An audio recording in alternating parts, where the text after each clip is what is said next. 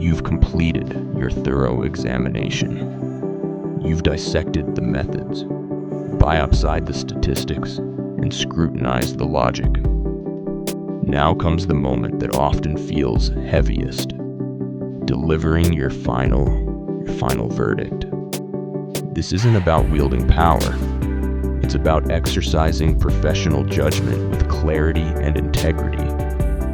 A vague or uncertain recommendation helps no one. Not the editor, not the authors, and certainly not the future readers who depend on the published science. Welcome back to the Review Lab.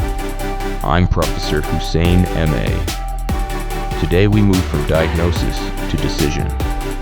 We will master the nuanced art of formulating and justifying your recommendation, ensuring it is fair, constructive, and defensible.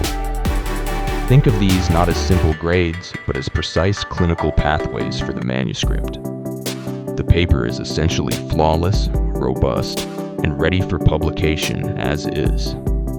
This is like discharging a perfectly healthy patient. It happens, but not often. The core science is sound, valid, and important. The required changes are essentially cosmetic or clarifying, improving explanations, fixing minor data presentations, updating references. The prognosis for publication is excellent. This is the most common and most critical recommendation. The study addresses a valuable question and has good bones, but there are substantial concerns that must be addressed for the conclusions to be justified. This involves reanalysis of data, additional experiments or data points, major rewrites of sections. It is a conditional yes, pending satisfactory repairs. The study has fatal flaws that cannot be remedied by revision.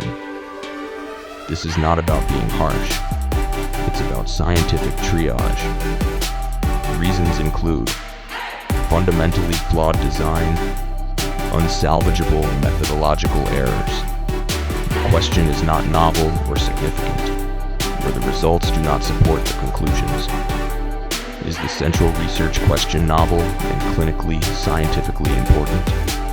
If no, lean toward reject.